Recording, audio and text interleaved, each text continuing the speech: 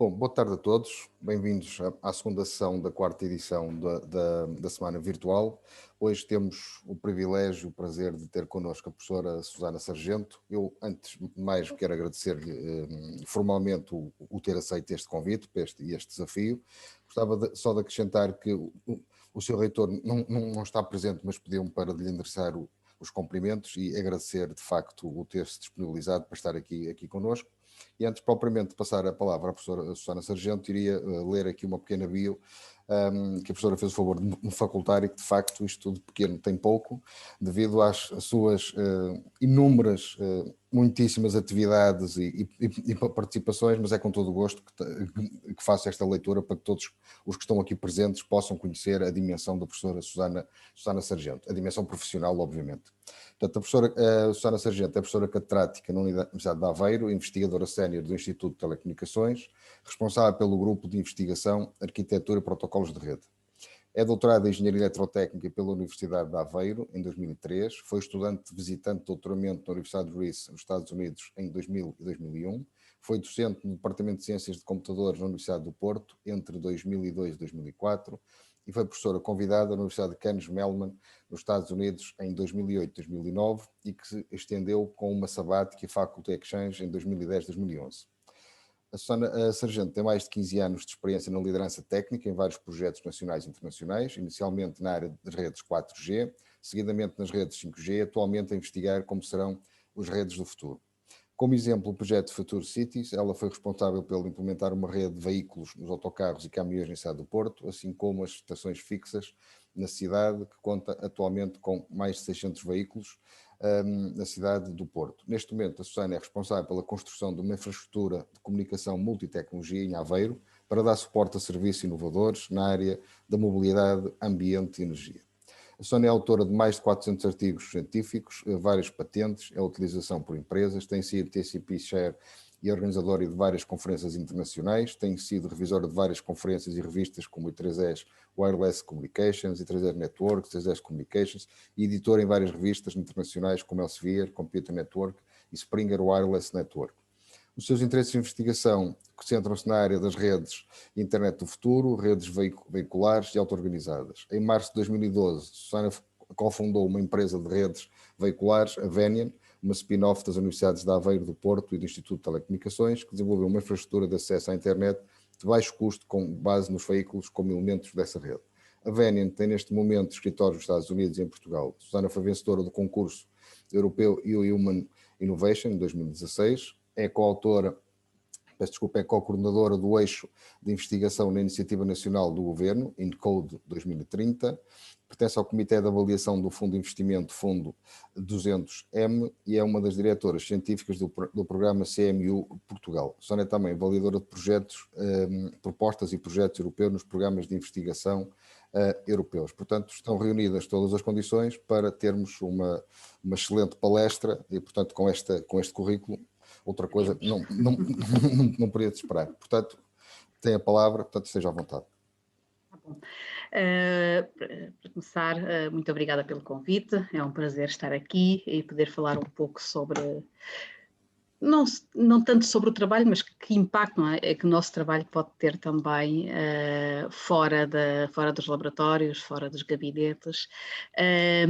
O seguinte, eu nunca vim a uma sessão destas, não sei exatamente qual é que é o objetivo, quando digo qual é o objetivo mas as pessoas podem fazer perguntas, ou seja, eu gostaria que as pessoas pudessem interromper à vontade, sem qualquer problema, que não seja um monólogo da minha parte e que estejam à vontade. O que é que eu preparei? Sim, não sei se ia falar. Não, o que eu ia dizer é que o que temos feito ao longo destas semanas é uma apresentação de 35, 40 minutos e depois no final abríamos o espaço para que todos pudessem colocar questões e partilhar ideias consigo. Tá bom. Então eu vou aqui partilhar o meu ecrã, é capaz de ser o mais fácil porque vou querer apresentar depois uns vídeos também, esse é mais fácil. Então, vou falar um pouco sobre como tornar as cidades mais tecnológicas e, puder ser mais inteligentes através das comunicações. Eu tenho trabalhado desde sempre, não é? Eu sou engenheira eletrónica de telecomunicações, a partir daí comecei a fazer doutoramento na área das redes de computadores, e desde aí o meu trabalho tem sido pensar como é que podem ser as redes do futuro, mas as redes existem para quê? Existem para nós comunicarmos ou para coisas comunicarmos, e por isso muitas vezes trabalhamos também nos próprios serviços, ou seja, o que é que nós podemos fazer com as redes e como é que elas podem ser utilizadas no nosso dia a dia. Nós estamos aqui porque temos redes de comunicação. Se não tivéssemos redes de comunicação, estava cada um em sua casa. Por acaso eu agora já estou no escritório, mas estava cada um em sua casa de forma isolada, não é? Porque não temos assim, há tanto tempo quanto isso, comunicação de vídeo tão vulgarizada como temos hoje em dia através destas plataformas, e para isso as redes de comunicação existem, mas existem para muito mais e podem ser utilizadas para muito mais.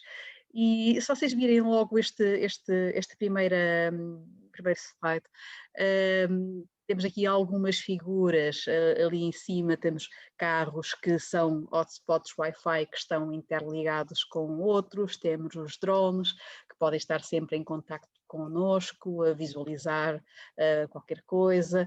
Em baixo também, ou seja, numa cidade nós podemos ter vários elementos todos interligados, e para quê? Nós tínhamos conhecimento, onde é que estão, o que é que precisam, e possamos a partir daí ajudar. Ou seja, o mundo hoje em dia acaba por ser um mundo completamente interligado, nós não conseguimos pensar nele de outra forma. Temos estado todos a trabalhar em casa, mas é como se estivéssemos todos em conjunto, exatamente por causa disso, ou seja, estamos nós interligados. Se quiser agarrar, eu por acaso neste momento estou no computador, mas e porque as apresentações eu faço normalmente no computador, mas há muitas audioconferências, videoconferências que eu faço no meu telemóvel.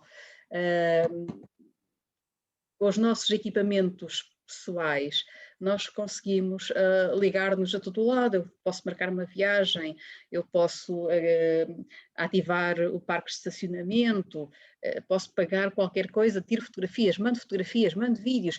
Quer dizer, é uma panóplia de aplicações que nós temos hoje em dia. Porquê? Porque temos tudo interligado. E pensando assim fala-se muito no Internet of Things, o que é que as Internet of Things podem fazer, que tipo de áreas é que podemos ter, e eu gosto sempre de mostrar este site também para percebermos um pouco, não é? Se nós tivermos informação, comunicação, nós podemos ir do desporto, não é? Em que eu tenho um relógio, eu tenho até já equipamento que tem sensores, e que o meu médico possa estar ou a ver tudo o que está a acontecer a nível dos meus batimentos cardíacos, de todos os meus sinais vitais, ou mesmo que ele não queira estar a ver, ele pode ser alertado se qualquer coisa começar a correr fora do normal.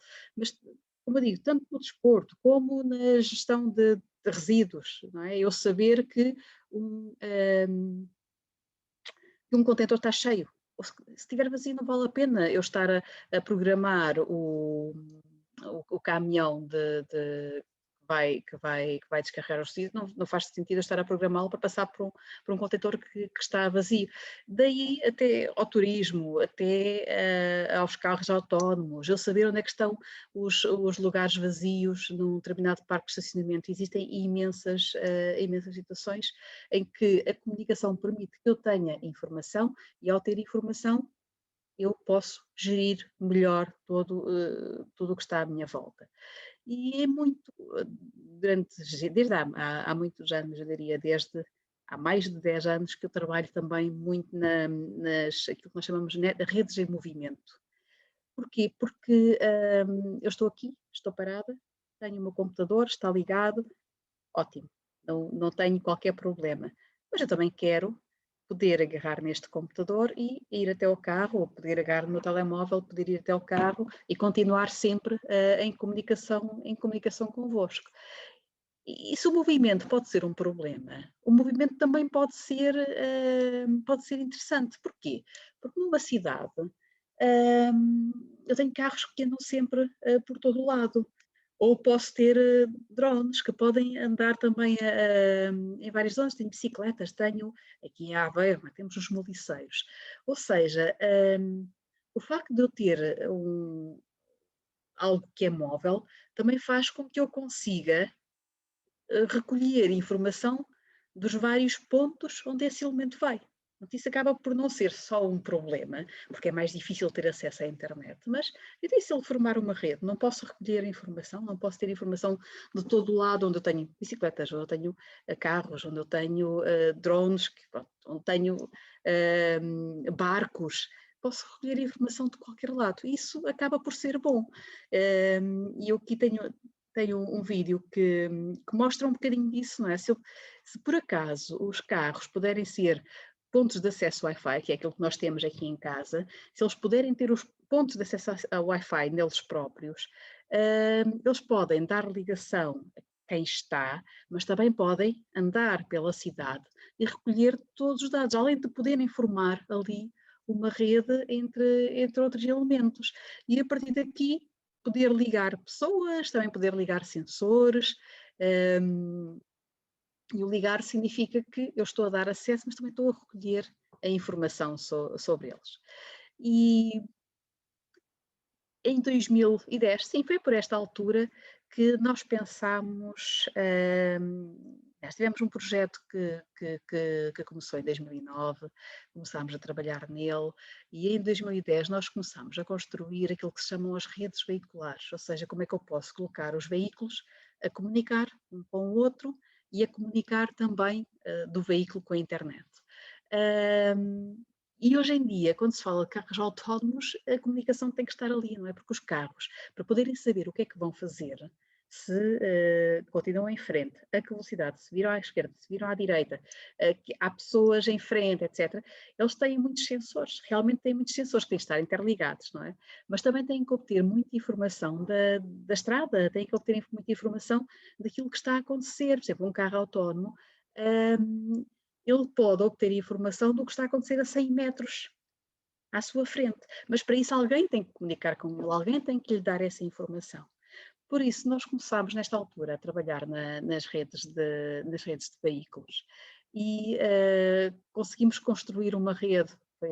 Foi por acaso muito engraçado, porque em vez de estar a fazer isto em laboratório só, decidimos ir para a rua, eu e um conjunto de alunos, fomos para a rua, pegámos em vários carros.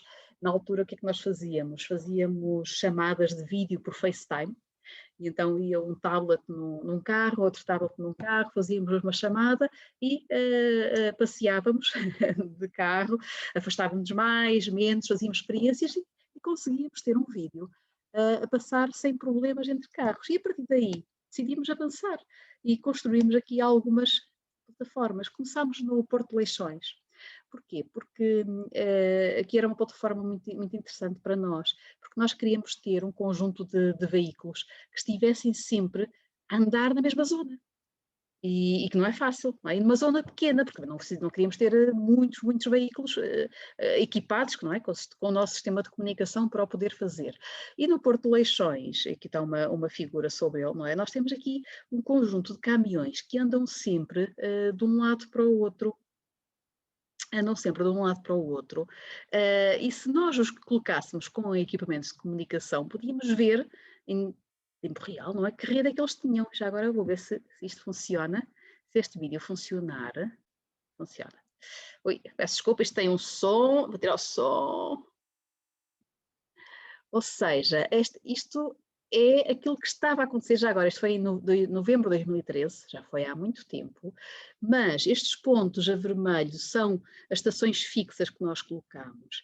E estes pontinhos aqui são os caminhões que andam sempre aqui por esta zona, que é uma zona de contentores. E aqui estão a almoçar. Isto é o meio-dia e foram todos a almoçar.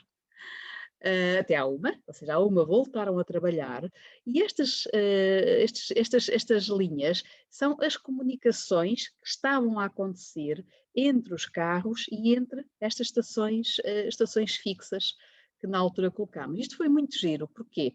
Por um lado nós conseguíamos testar os mecanismos que estávamos a desenvolver, e por outro lado a própria administração do Porto de Leixões achou que podia utilizar este sistema, agora estão a jantar, já são menos agora, a esta hora já há menos a trabalhar, mas eles continuam a trabalhar até pela noite dentro, são 10, 11 da noite, e eles continuam aqui a trabalhar, embora sejam menos. Mas a administração do Porto de Leixões, como eu disse, chegou à conclusão que isto era um sistema que poderia ajudá-los também a controlar e a melhorar toda a logística do próprio Porto. Ou seja, se eles conseguirem saber onde é que estão os caminhões, quais são os contentores que eles podem ir buscar, onde é que eles devem colocar os contentores, onde é que eles se devem dirigir, a que horas, coordenam muito melhor todo este processo, e eles fizeram na altura umas contas de que por semana conseguiriam ter mais um navio, não é? Conseguiriam suportar mais um navio. Era um navio de carga, são vários milhões de euros que eles conseguiam a mais numa semana. Depois, isto são algumas medidas, pronto, a nível da comunicação, mas também achámos que não, temos que avançar agora para uma rede grande, e então construímos uma rede no Porto, com os autocarros do GCCP. E é uma rede que também neste momento continua a funcionar, ou seja, isto foi em 2014, mas neste momento é uma rede comercial, em que interligamos os autocarros, que estão estes pontos a verde, aqui há as estações que são os pontos castanhos, e depois demos acesso à internet, ou seja, as pessoas que entram num autocarro conseguem ligar-se a uma rede que este autocarro está a disseminar. Mas esta rede não é uma rede celular normal, ou seja, é uma rede entre os autocarros e as várias estações que nós colocamos. Ou seja,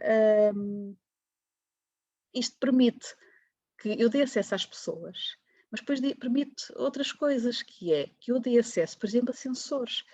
Uma das coisas que na altura fizemos foi, porque não colocar um conjunto de sensores pela cidade, que tenham um sistema de comunicação com eles. E sempre que sempre que passava um autocarro próximo destes sensores, eles ligam-se ao ponto de acesso do autocarro, como o meu telemóvel se liga ao ponto de acesso que eu tenho aqui no meu escritório, no meu gabinete. E aquilo que os sensores faziam era exatamente a mesma coisa. Ligam-se ao ponto de acesso do autocarro, enviam a informação, temperatura, umidade, pressão, velocidade, porque também havia sensores móveis, e enviavam esta informação. Ou seja, ter uma rede deste género faz com que eu não tenha que ter um ponto de acesso perto de cada sensor, mas desde que eu tenha um veículo que passe por lá, eu consigo obter informação dele sem qualquer problema. E depois testámos o contrário. E por que não enviar vídeos, por exemplo? Eu quero enviar vídeos turísticos para quem está nos autocarros. Eu não conseguirei fazê-lo através deste tipo de redes, e foram o tipo de cenários que nós tentámos construir. E depois, mais tarde, ou seja, eu estou em Aveiro, não é? Esta rede nós fizemos do Porto, porque a Câmara do Porto estava muito mais... nós não conseguimos fazer isto só por nós, ou seja, isto não são problemas simplesmente tecnológicos, nós temos que instalar estações, nós temos que parar as vias muitas vezes para poder instalar equipamento. Por exemplo, aqui em Aveiro nós tivemos que instalar fibra, isto requer obras mesmo na cidade. Ou seja, nós precisamos ter a Câmara Municipal connosco, sem ter, nós não temos capacidade para fazer este tipo de intervenções. E na altura nós tínhamos essa abertura na Câmara do Porto, na da Aveiro não, mas entretanto a Aveiro também mudou de presidente, e também a nível de vereadores, e tornou-se uma Câmara muito mais aberta à tecnologia e podermos fazer alguma experimentação. E depois também tivemos muita sorte, nós concorremos também a um projeto que é o Aveiro Steam City, um projeto europeu. Concorremos e fomos, e até hoje somos a única cidade portuguesa que tem fundos do Urban Innovation Actions. Este projeto tem muitas coisas, não sei só a parte tecnológica, também tem a parte de educação, também tem a parte de artes, criatividade, mas foi possível para nós, através deste projeto, criarmos aquilo que nós chamamos de um laboratório aberto, ou seja, eu quero testar, várias soluções, não é, que estou a fazer, mas não só eu, tenho uma empresa de comunicações, ou tenho uma empresa que quer testar uma câmara de vídeo, fazer um conjunto de detecções, por exemplo, de pessoas, de carros, tenho uma empresa que quer fazer um conjunto de aplicações para os turistas, ou uma empresa na área de ambiente, e pode vir aqui, pode colocar equipamentos, pode vir buscar dados, nós queríamos ter assim um laboratório aberto. Porquê? Porque, por um lado, temos onde testar tecnologia para utilizadores reais e depois temos utilizadores que podem, antes de todos os outros, não é, testar aquilo que está a ser construído. Então construímos este laboratório, aqui é a parte tecnológica, que penso não será assim o mais interessante, mas isto requeriu várias coisas. Uma delas, nós não tínhamos, ou seja, a Câmara Municipal não tem fibra, não tem um anel de fibra ou conjunto de anéis de fibra que nós pudéssemos utilizar. Porquê? Porque nós queremos ligar vários pontos, quer dizer que queremos colocar estações em muitos pontos e temos que os interligar. E temos que os ligar, eles depois vêm ligar aqui ao nosso data center no IT. E não o conseguíamos fazer sem ter uma rede de fibra em Aveiro. E este foi o primeiro processo, ou seja, nós tivemos que instalar 16 km de fibra. Aliás, a última parte está mesmo a ser concluída e nós esperamos que seja concluída para a semana. E nesta, podem ver aqui o mapa, não é? Em toda a cidade, o que é que nós temos? Temos aqui estes edifícios a verde. Estes edifícios a verde são os pontos onde nós estamos a ligar edifícios para colocar depois as nossas caixas que têm a parte de comunicação, de computação e de sensores também. Estes pinos a verde são postes, são aquilo que nós chamamos de postes inteligentes, que têm o mesmo conjunto de informação. Depois temos aqui algumas estações mais para recolha de sensores e estamos também, nestes pontos aqui a rosa, a estender esta rede para as residências universitárias, ou seja, aqui na Universidade de Aveiro nós temos residências universitárias que estão aqui no campus, mas também estão espalhadas na cidade. Então a ideia é nós podermos dar a cobertura EduROM em qualquer ponto da cidade e então em cooperação com a universidade estamos também a fazer isso. Portanto, se forem à página, a Aveiro Open Web, podem ver estes vários pontos.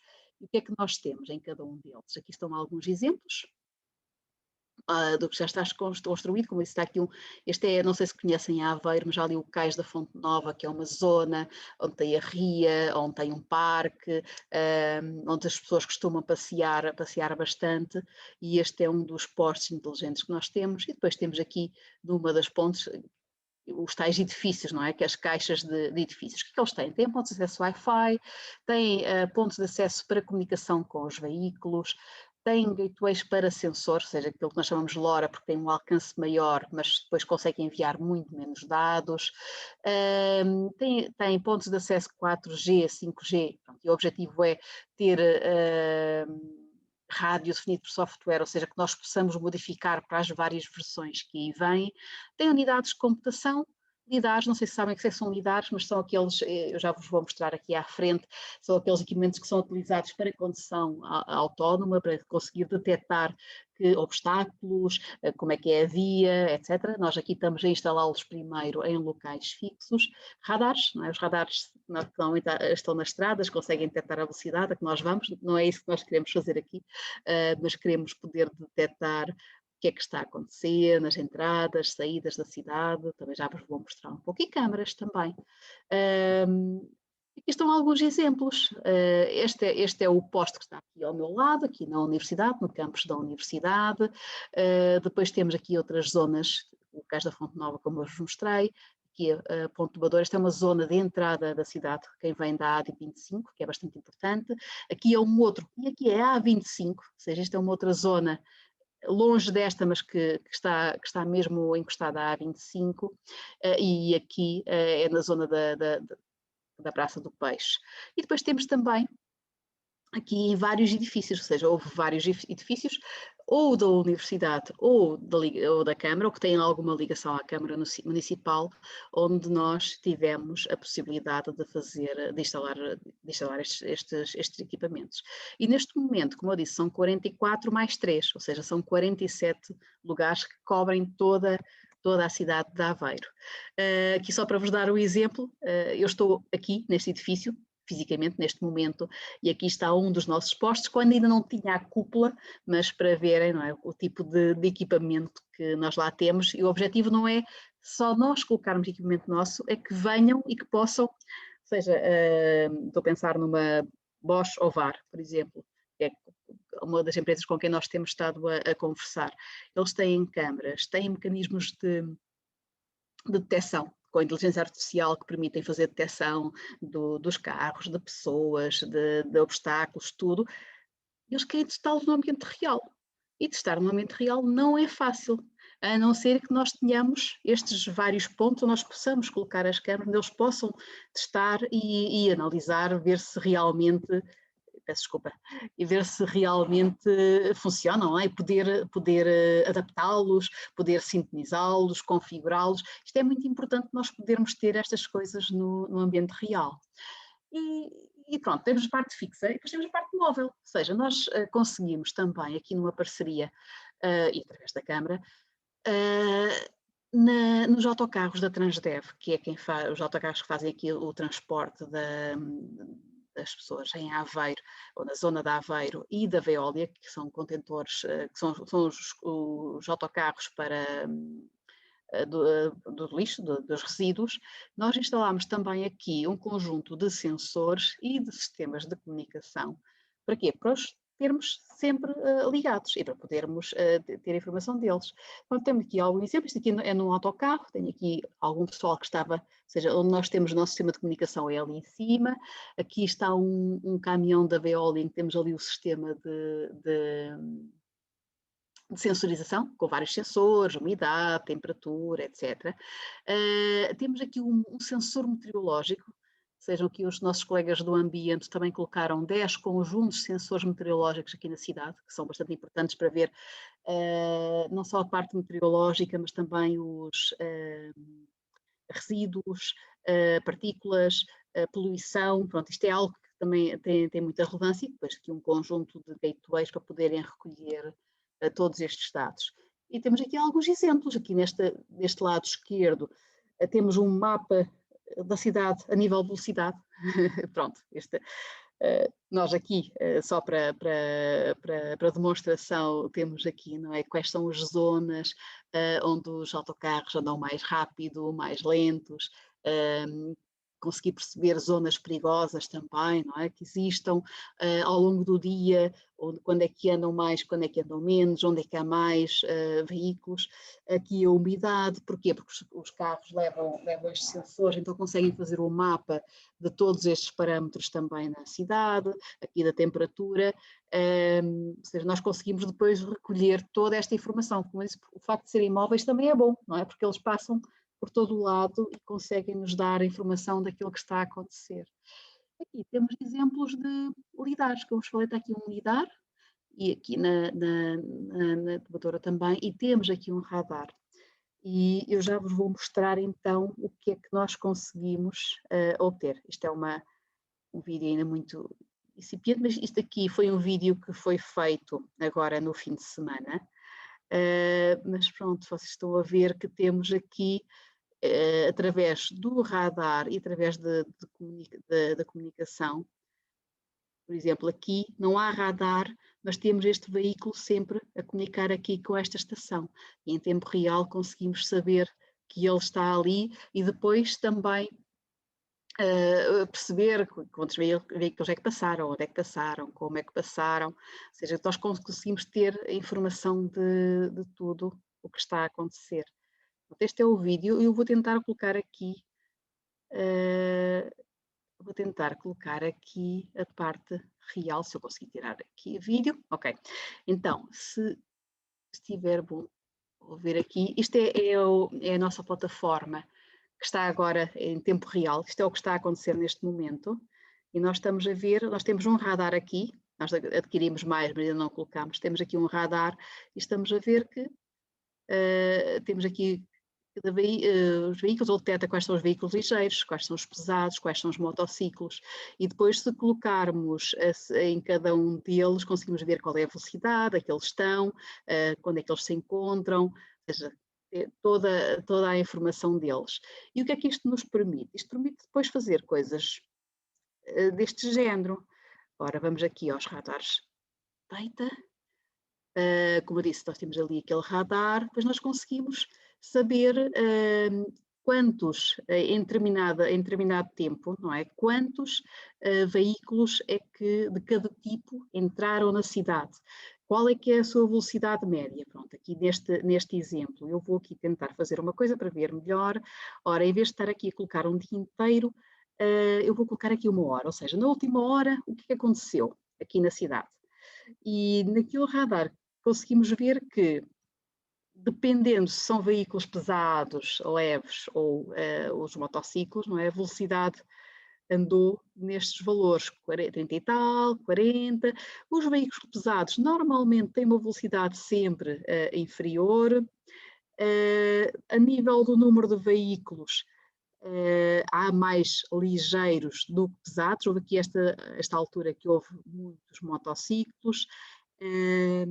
E este aqui é o valor do que está a acontecer em simultâneo. Ou seja, quer dizer que nesta hora havia 9 veículos que estavam a ser detectados pelo radar.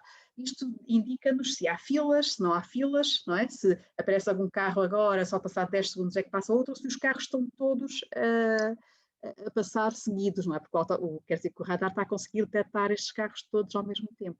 Isto dá uma ideia também de quanto é que está, como é que está o trânsito. E depois, ao nível dos autocarros, também, se quisermos, podemos ver aqui, em determinada altura também, daqueles autocarros que estão em comunicação, qual é a velocidade média deles, quantos é que têm passado em determinada hora, nós conseguimos obter toda esta informação. E, além disso, depois podemos construir facilmente alguns cenários por aqui. Isto agora é o vídeo, já não interessa. Sempre um deles que nós construímos foi um cenário de detecção de acidente, ou seja, realmente há um acidente, mas os carros podem comunicar para dar esta informação o mais rápido possível a forças de segurança e também para chamar uma ambulância, para poder dar toda a informação do acidente. E eu vou-vos mostrar aqui um vídeo, capaz de ser mais fácil. Ora, aqui neste vídeo, o que é que nós vamos ter? Nós vamos ter este cenário assim, ou seja, temos uma pessoa que vai ser atropelada, pronto, não vai ser exatamente atropelada, nós não quisemos criar problemas, por este carro. E este carro comunica com este, dá-lhe informação, por exemplo, de quantas pessoas estão no carro, que velocidade é que ele ia, qual é a gravidade, etc.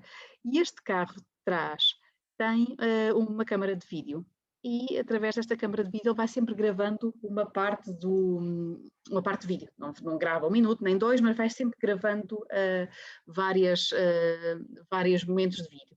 E transmite não só a informação do vídeo, mas também a informação do acidente através de uma daquelas estações que nós temos na cidade.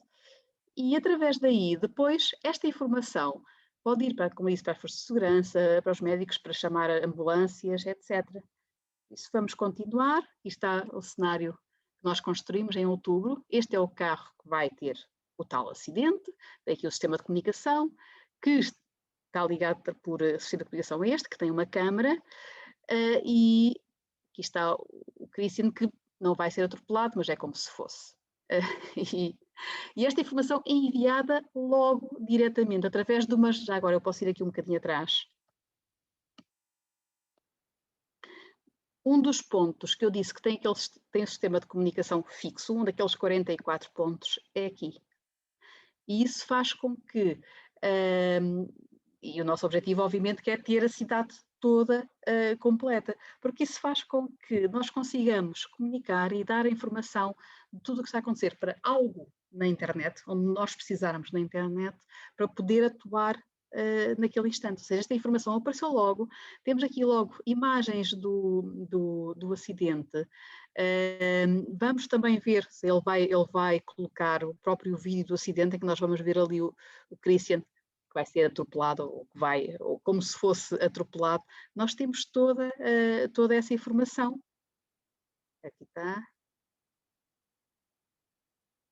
Pronto, nós aqui configuramos que era o tempo antes do acidente, mas nós queremos também, não é? E podemos querer que seja mais do que isso. E depois informação, ou seja, só tinha o ABS ativado, o airbag, quantas pessoas iam no acidente, onde é que existem acidentes, porque depois temos um histórico todo completo que podemos fazer sobre isso. Então, este é um exemplo. Um outro exemplo que também temos vindo a trabalhar é uma pessoa que vai na passadeira, não é? Uma pessoa que vai na passadeira, vêm os carros e podem não ver a pessoa, isso pode criar problemas. Então, o que é que nós temos? Esta pessoa que vai na passadeira está a ser filmada, não está realmente a ser filmada, mas esta câmara está a detectar, através de mecanismos de inteligência artificial, está a detectar a pessoa. E assim que detecta que está alguém para entrar na passadeira, envia essa informação para que seja depois propagada pelos carros que se encontram a chegar. Okay? Que se encontram a chegar, e não só aqueles que já estão ali próximos, mas aqueles também que estejam a vir, para garantir que não há problemas, não é? Que se salvam vidas também. Aqui também em outubro fizemos uma outra coisa muito interessante, que são os 5G Challenges, ou seja, foram outras empresas que foram desafiadas, e já agora e há uma cola aberta para isso agora também, até dia 28, empresas que são desafiadas a virem testar aqui os seus equipamentos. Então havia uma empresa que é a Eva Drones, que tem drones e que também tem aqui este robozinho. E qual é que era o objetivo? O objetivo é poder agarrar em amostras de análises sanguíneas e poder enviá-las diretamente para o laboratório. Então, o robozinho está a vir com as análises, vem até este drone, colocam-se as análises neste drone e o drone voa até ao laboratório para ser algo muito, muito rápido. E porquê é que são 5G Challenges? Porque depois isto estava tudo a ser monitorizado e controlado através de uma rede 5G, ou seja, sabermos onde é que estão as análises sempre em tempo real, com o robozinho e também com o drone. Pronto, que é este cenário aqui está o robô com as análises. Depois, um outro cenário que também se construiu foi, como eu falei há pouco, não é? Nós temos uma roupa de desporto que já seja sensorizada e eu poder conseguir, eu ou médico, alguém conseguir ter sempre a informação do que é que está a acontecer com aquela pessoa enquanto ela está a fazer uma prova de esforço. Ou no âmbito do turismo, de poder estar a receber, nestes carros turísticos, poder estar a receber informação de vídeo daquilo que está acontecendo naquele momento, naquela zona, e ser completamente dedicado àquela zona onde ele está a chegar, e tudo isto, pronto, precisamos das comunicações. Pronto, este é um dos cenários, não é?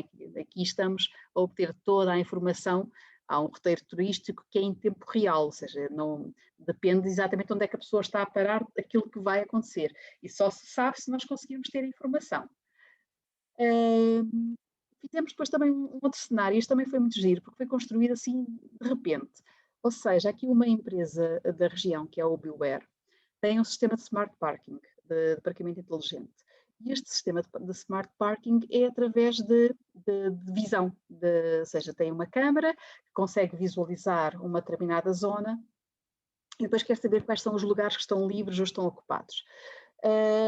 E estes sistemas têm que ser bem configurados e têm que ser bem configurados com situações reais, não é? Não é num laboratório, nós não vamos conseguir configurar bem estes sistemas. Então, o que é que se fez na altura? Eles precisavam de ligar numa determinada zona, só tivemos que agarrar numa câmara deles, ligar esta câmara ao nosso sistema e, a partir daí, num dia, eles foram capazes de colocar este sistema a funcionar e a detectar onde é que estão os carros, os lugares ocupados, vazios, e ir testando sempre com toda a dinâmica que está a acontecer na cidade. E isto porque é um cenário real, sem grandes problemas nós conseguimos fazê-lo.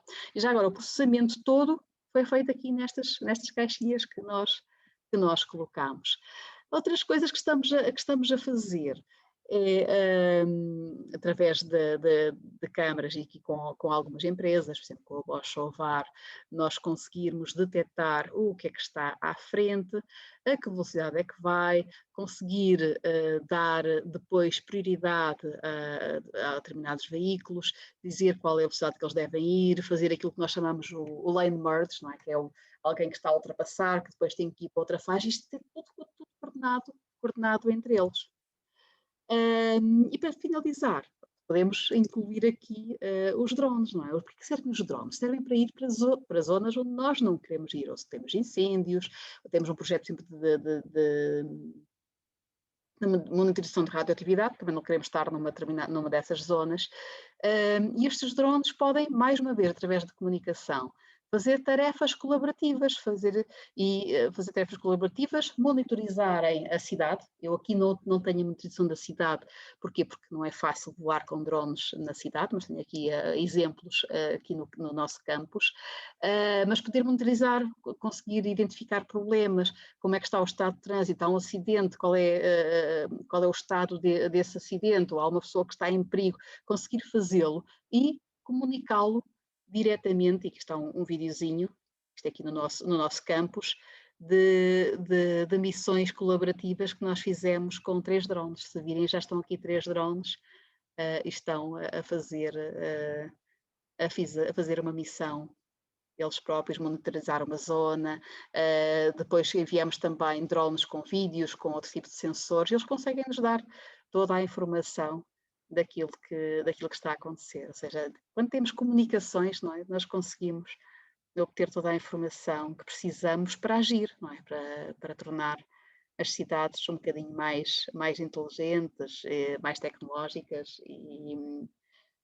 e a partir daí poder dar alguns serviços que sejam interessantes, não só para nós, mas para todos os cidadãos. E pronto, eram alguns exemplos que eu vos queria mostrar. Muito obrigada. Muito obrigado, professora Susana Sargento. De facto, foi uma apresentação interessantíssima, com casos reais, não? Portanto, conseguiu-se sair daquilo que são os artigos e as publicações e toda essa parafernália que... Também cá estão. Pois, claro. Tudo isso está aí a suportar, no fundo isto é tudo suportado com toda a parte teórica de desenvolvimento e conceptual, mas de facto é aquilo a que se pode chamar, no fundo, colocar na prática a investigação e não só fazer investigação para ter mais um conjunto de artigos. Bom, eu ia agora abrir um espaço para quem quiser colocar alguma questão. Penso que depois com esta apresentação tão interessante e com casos práticos tão interessantes, que motivará algumas perguntas. A primeira pergunta que lhe faço são duas, iria dividir isto em duas partes. Primeiro, portanto, estes trabalhos começaram, os projetos desde 2010, não é? Portanto, foi aí que deram o arranque a todas estas coisas. Quantas pessoas é que já passaram nestes grupos de trabalho até agora, para ter isto nesta posição? É que isto parece tudo depois muito fácil, da forma como apresentou. De facto, deixo-me dar-lhes parabéns pela sua capacidade de comunicação. Portanto, isto dá a sensação que é tudo muito, muito simples, são os programas e uns posts e umas coisas e que tudo funciona, mas isto tem aqui obviamente muito trabalho teórico e muito trabalho prático e técnico. Esta era a primeira parte da pergunta. E depois a segunda parte, queria que se pudesse desmistificar todas estas questões relacionadas com o 5G, que muitas vezes vão na comunicação social e que eu acho que é muito interessante, porque de facto o que isto nos vem dar do ponto de vista do 5G é quase uma capacidade, vou exagerar, infinita de transferência de informação entre dois pontos. No fundo é um bocado isto, e que vai permitir o quê? Vai permitir abrir mercados que nunca antes foram abertos, vai permitir o aparecimento de novos modelos de negócio e essencialmente permitir uma coisa que toda a gente gosta, que é o vídeo, não é? Portanto, vai permitir grandes negócios, porque a largura de banda que vai disponibilizar e a fiabilidade vai ser muito melhor do que aquilo que temos no 4G. Portanto, enquanto se entretém com estas, pode ser que alguém vá pensando no tipo de perguntas. Olha, para a primeira eu vou só partilhar o ecrã outra vez, por acaso não tinha essa informação aqui. Não, é só uma ideia, não é? Uma ideia. Sim, nós conseguimos fazer um jantar de grupo, em que não foram todas as pessoas, mas foram quase todas, se não me engano foi 18 de fevereiro de 2020, a partir daí não conseguimos mais. Pois. Então esta é a última foto que nós temos todos juntos, alguns já não estão, porquê? Porque alguns, o ambiente de investigação é um ambiente também muito dinâmico, ou seja, nós temos pessoas que estão a trabalhar connosco, muitos acabam por ser alunos de mestrado, acabam por estar um ano e pouco. Eu tenho tido a sorte que os alunos de mestrado normalmente já trabalham antes connosco, ou seja, a partir do terceiro ano nós temos sempre projetos e algumas bolsas e tudo mais que lhes possamos dar, e por isso conseguimos tê-los connosco bastante mais tempo, ou seja, quando eles chegam ao mestrado já têm toda a sua força, já sabem o que é que estão a fazer e fazem tudo muito mais rápido. Mas isto para dizer o que no total nós somos sempre mais ou menos 30 e tal, 40 e tal pessoas, no total, quando digo em contínuo, se me perguntarem quantas pessoas tem o grupo, aposto sempre ali entre 30 e tal, 40 e tal pessoas. Agora, as pessoas vão variando, não é? Isto para dizer que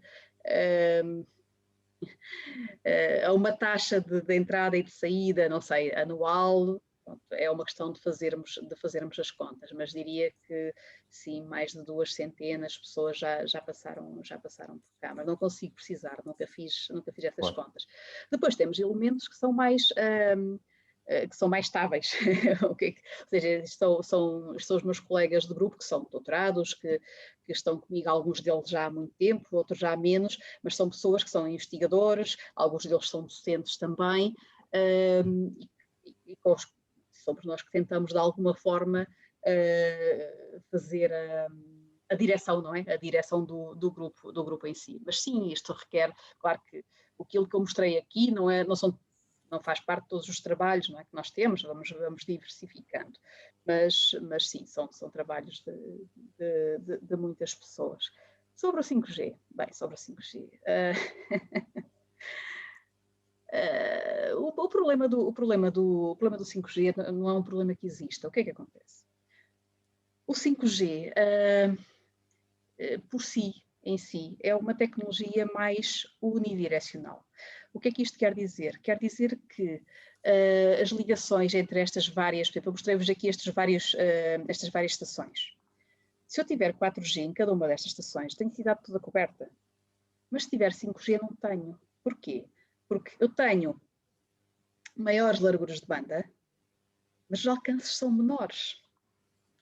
E os alcances também são menores. Porquê? Porque a potência de transmissão que eu vou ter também é menor. Ou seja, é uma não questão.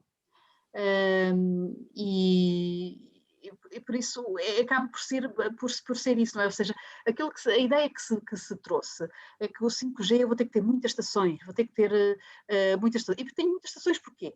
Porque o tráfego é direcional, e é direcional lá em cima, não é aqui em baixo, não é? Mas lá em cima é direcional. E as potências são baixas. Como as potências são baixas, e é bom que sejam baixas, uma potência de uma estação celular normal 4G é muito, muito superior. Muito superior. Ninguém está preocupado com isso. Nós temos estações por aqui, por todo lado, está tudo bem. Mas numa 5G as potências são muito mais baixas e são frequências superiores também. E é simplesmente isso. Agora, há teorias da conspiração para tudo. Mas não há muito que nós possamos fazer. Aliás, não sei se sabem que o Covid veio por causa do 5G. Claro, era por isso a pergunta. Não sei se alguém quer colocar alguma questão. Depois, já que enquanto as pessoas estão a pensar, vou continuar a manter a conversa consigo. E depois há outra questão que me parece muito importante. Eu gostaria então, professor. Força. Ok. Eu gostaria de agradecer à professora Suzana. Eu tenho uma grande amiga na Universidade de Aveiro. Eu sou a professora Ana Carvalho, falo do Brasil. Pois é isso, eu sou uma portuguesa, só que eu nasci aqui. Sim, no Brasil. Mas eu sou portuguesa, entendeu? E eu fiz o meu doutoramento na UTAD e em 2020 eu ia para o pós-doc na Universidade Lisboa, que foi adiado, mas só adiado. Então, eu gostaria de agradecer. Eu conheci o professor Carlos Brito, que eu acho que ele vai estar amanhã numa outra... Sim, eu acho que ele está esta semana, algures também. Sim, eu vi também. Né, Fernando Moreira? Ele vai estar. Eu conheci numa feira de estudantes aqui no Brasil, foi o último evento presencial. E amanhã vou estar prestigiando ele. Queria só agradecer, professora. Tá, obrigada. Quero ver isso na prática quando eu estiver aí. Estão convidados para vir cá e para visitar e para poder ver mesmo no local o que é que está a acontecer. E depois há outra questão que me parece muito importante e que eu acho que aflorou isso assim de uma forma muito, muito simples, mas que para mim também tem muita importância, que é o facto das entidades com as quais se relacionou, e deu 2 exemplos, o Porto de Leixões e até a própria Câmara de Aveiro, um antes e o depois, não é? No fundo foi um bocado isso. Quer dizer, se essas entidades, que são aquelas em que é possível apostarem, porque as universidades não têm fundos, porque, por várias razões políticas, obviamente que a universidade não ia chegar a Aveiro e começar a arrebentar estradas, ou ia passar fibra, outra coisa qualquer. Mas a Câmara também não tem fundos para estas coisas. Não tem fundos, mas tem vontade política, e muitas vezes a ideia, na minha perspectiva, é mais vale ter vontade e deixar as pessoas trabalharem do que dizer não temos fundos e acabou, e as coisas não funcionam. Sim. Portanto, e esta ideia de ter alguém que consegue ver um bocadinho mais à frente, ou seja, ver a utilidade, que obviamente que não é na fase inicial, porque vocês estão a fazer experiências, como é lógico, mas e muito bem aquela ideia de saber a velocidade dos carros, saber se passam mais carros, menos carros, porque isso depois pode levar a outro tipo de questões, como é lógico, não é? Aquele exemplo que ele deu da recolha do lixo, porque é que o caminhão vai passar ali se o caixote está vazio ou está só ao meio, portanto evita ali uma volta. Portanto, eu estou a dar aqui este pequeno exemplo, que é uma coisa mínima, como é lógico, mas isto depois escalado para a dimensão de uma cidade. Aveiro é uma cidade muito pequena, mas se escalarmos isto para Lisboa ou para uma cidade de uma grande dimensão, obviamente que isto no final de um ano tem impactos nos custos brutais, não é? Portanto, era um bocado essa ideia também de misturar aqui um bocado a ideia das cidades inteligentes, não é? Portanto, sim, a questão é mesmo essa, e como eu disse, nós começámos no Porto porque foi a cidade mais aberta na altura, mas pronto, Aveiro também se tornou, e normalmente quem faz as cidades são as pessoas, e acabámos por conseguir fazê-lo. E como eu disse, não é porque Aveiro tinha dinheiro para o fazer, mas houve vontade, e depois de haver vontade, houve esta possibilidade de concorrermos. Agora, o projeto no total são 6,2 milhões de euros que vieram de fundos europeus para Aveiro. A própria Câmara Municipal acabou por ganhar com isso, e tem um conjunto de atividades, como eu disse, isto não é só a parte de tecnologia, isto tem tudo, tem a parte de educação, tem imensas de criatividades, de tudo, tem uma parte, e a Câmara acabou por ganhar, não é? Claro que há algumas coisas que se calhar a Câmara está a investir, e nós sabemos que a Câmara também está a investir além daquilo que estamos a conseguir receber da Comissão Europeia, mas é como diz, por exemplo, nós temos tido muitas e muitas discussões com o Departamento de Mobilidade para ver estes pontos, onde é que há mais problemas, quando é que há problemas, o que é que nós temos que fazer, como é que nós podemos agora mudar a mobilidade da cidade para que estes pontos deixem de ser um problema. Isso vai fazer com que a poluição, por isso é que depois temos a parte do ambiente, não é? Que a poluição diminua, que haja menores gastos, que tudo seja feito de uma forma bastante mais eficiente. Por exemplo, não é curto prazo, isto é a longo prazo. Obviamente. Aqui, no fundo, o que estão a criar com este laboratório vivo é um ecossistema dentro da cidade que vai permitir instalar não só coisas académicas, como coisas, digamos, relacionadas com as próprias empresas que já estão no terreno. E aquele exemplo que deu dos parques de automóvel, quer dizer, num dia, com a instalação de uma câmara, conseguiram resolver um problema, ou seja, automaticamente a empresa começou a ter acesso a informação às imagens que não tinha e que provavelmente não queria ter, porque não ia instalar uma infraestrutura para poder ter esses Estavam a fazer isto no parque de estacionamento deles. Já estavam a fazer a experiência. Sim, só que o parque de estacionamento deles não tem a dinâmica que uma cidade tem, não é? As pessoas entram de manhã, saem à noite, em tempo de não pandemia, porque quando há pandemia, nem isso. Mas agora, neste projeto, eles conseguem controlar para além daquilo que é o espaço vazio ou não, também a forma de pagamento? Ou isso está inserido neste projeto ou é uma coisa à parte? Neste diretamente não, mas eles também têm isso. Eles também têm essa parte já integrada, sim. Mas o objetivo desta parte era mesmo a parte da detecção. Mas o resto eles também têm. Aliás, eles têm uma plataforma urbana também, depois têm várias partes. E esta era uma delas. Aliás, antes de vir para aqui, estava numa reunião exatamente com essa empresa, não por causa deste caso de uso, mas por causa de outros que também estamos a fazer. É o normal. Claro. Já agora, não sei se isso é sigiloso ou não, mas acho que podia ser interessante se pudesse dar esse valor. Quanto é que pode custar, em termos médios, uma torre daquelas que vocês têm ali, com aqueles equipamentos todos? Não é uma questão só para percebermos uma ideia do que é que se está a falar, não é? Um valor médio, como é lógico. Com rádio SDR e com a parte de instalação e tudo mais, vai por cima de 10 mil.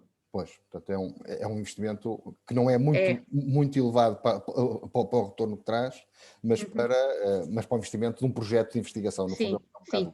Estou a dizer, com tudo. Sim, se tiver todo o equipamento, é capaz. É capaz. Eu próprio não fiz as contas. Sim. Não é confidencial. Eu é que não fiz as contas, porque depois há a fibra, depois há os serviços que tivemos que pagar para a instalação, porque isto requer depois caminhões específicos para poder fazer a instalação, ou seja, há aqui muitos serviços que estão associados, mas eu diria que não há de estar ali, ela, por esses valores. É um valor interessante. Ficávamos aqui a tarde toda a conversar. Alguém quer colocar alguma questão? Não sei se o Paulo Moraes quer colocar, não sei, viu a abanar a cabeça, não fiquei com a ideia se queria ou não queria. Não quero. Ok, só me resta agradecer mais uma vez à professora Susana Sargento pela excelente exposição. Portanto, é um projeto absolutamente fascinante, até pelo aquilo que pode vir a trazer para as cidades e para a sociedade em geral, não é? Se for bem aproveitado, estas coisas são sempre assim. E esperemos que a mudança da política, se houver ou não, que não venha atrasar depois estes projetos. Estamos sempre dependentes do ciclo, não é? De 4 em 4 anos, estamos sempre a pensar que venha aí se é diferente ou não. Não quer dizer que seja melhor ou pior. Nós sempre tentámos fazer isto desta forma, ou seja, que seja independente da vontade política e que haja já protocolos estabelecidos que vão além da vontade política, porque sem isso... Pois, não conseguiam ter futuro, não é? Não conseguiam ter futuro. Não podemos fazer uma coisa que seja parada só porque a Câmara muda de presidente. Porque as pessoas técnicas que estão a trabalhar connosco, essas pessoas estão lá. Essas pessoas não mudam. São pessoas dos próprios serviços. São os próprios serviços. Mais uma vez, muito obrigado pela excelente colaboração. Esperemos em breve voltar a ter outro tipo de interação, que é sempre um prazer. Agradecer a todos aqueles que estiveram aqui connosco hoje, mais esta sessão. E amanhã, à mesma hora, às 5 da tarde, iremos ter uma outra pessoa por quem tenho muito respeito e admiração, que é pelo professor Muniz Pereira, da Universidade Nova de Lisboa. E, portanto, estão todos convidados também para assistir. Mais uma vez, muito obrigado e até amanhã. Obrigada.